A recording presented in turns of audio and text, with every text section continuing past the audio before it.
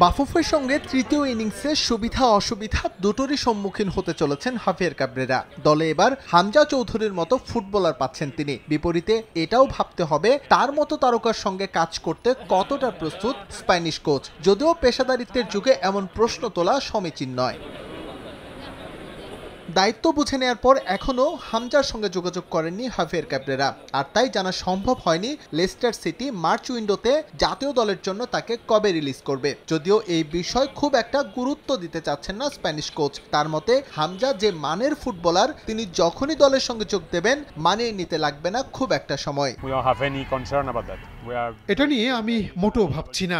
হামজা যে মানের ফুটবলার, তার মানিয়ে নিতে খুব একটা সময় লাগবে না। সুতরাং সে কবে ক্যাম্পে যোগ দিল এটা আমার কাছে মোটেও মুখ্য কোনো বিষয় না। তার মতো একজন ফুটবলার থাকলে দেশিরাও উপকৃত হবে। আশা করছি সবাই খুব দ্রুত মানিয়ে নিতে পারবে।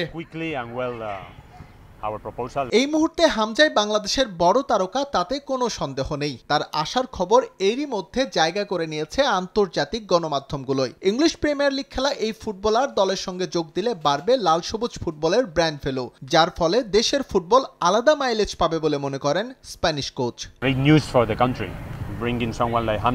হামজাই প্রথম ইংলিশ প্রিমিয়ার লিগ খেলা ফুটবলার যে কিনা বাংলাদেশের জার্সিতে খেলবে, এটা অবশ্যই অনেক বড় বিষয়। তার মতো ফুটবলার যখন বাংলাদেশের হয়ে মাঠে নামবে, বিশ্বের অন্যান্য দেশ খোঁজ রাখবে। এতে বাংলাদেশের ফুটবলের ব্র্যান্ড ভ্যালু অনেক বেড়ে যাবে।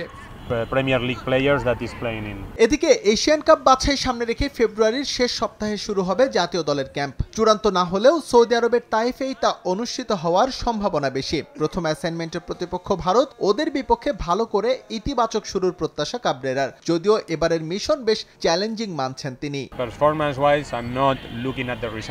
আমরা কবে অনুশীলন ক্যাম্প শুরু করব এটা এখনো চূড়ান্ত না, তবে পরিকল্পনা আছে ফেব্রুয়ারির শেষ সপ্তাহে শুরু করার। এবারও সৌদি আরবের তাইফে ক্যাম্প করার কথা জানিয়েছি বাফুফেকে। সব মিলিয়ে এবারের মিশন আমার জন্য চ্যালেঞ্জিং, তবে ভালো শুরুর প্রত্যাশা করছি।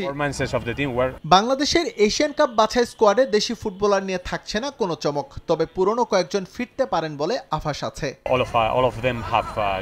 এস এম ইকবাল, সময় সংবাদ, ঢাকা।